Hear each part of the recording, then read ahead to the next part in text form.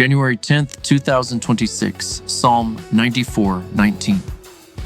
When anxiety overwhelms me, your consolation delights my soul. Numbers 13:26 through 33, and they went back to Moses, Aaron, and the whole congregation of Israel in the wilderness of Paran at Kadesh. They brought back a report for the whole congregation and showed them the fruit of the land. And they gave this account to Moses.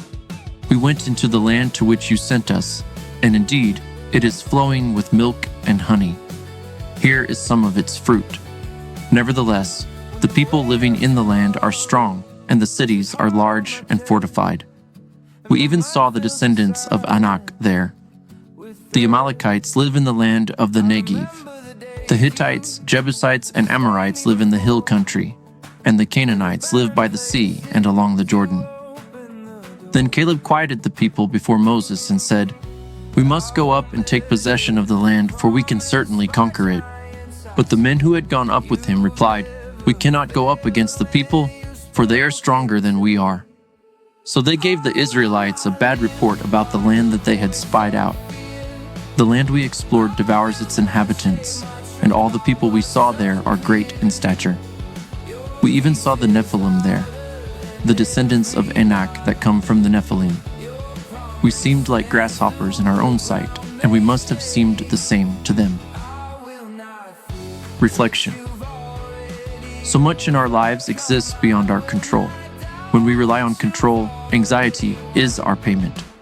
In the full awareness of reality, we can embrace the circumstances beyond our control and the reality that anchors us to the moment. No matter what we perceive or experience, God is our consolation. The good and bad of every moment weigh on us, but God's peace brings us forward.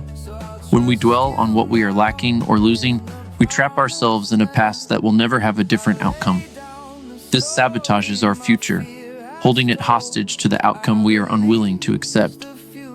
As we live in this shelter of our own fear, we begin to create the patterns of our own fear, and this compounds us in a perpetual cycle of creating the very outcome we wasted our life afraid and trying to avoid.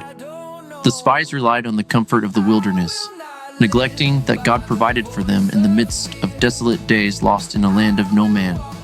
The land they were to take was promised, and provision was already made for the acquisition. In our fear of what may happen, we embellish details to validate our perception, regardless of what is true or real. This fabrication becomes our reality, and those who follow are betrayed by the imagination of our anxiety. Prayer. Thank you for your promise that is brought into reality by your good provision. May we not rely on our fears over your provision. Thank you for the peace that comforts us even when we are overwhelmed by fear. You comfort us in the storm and through the trial,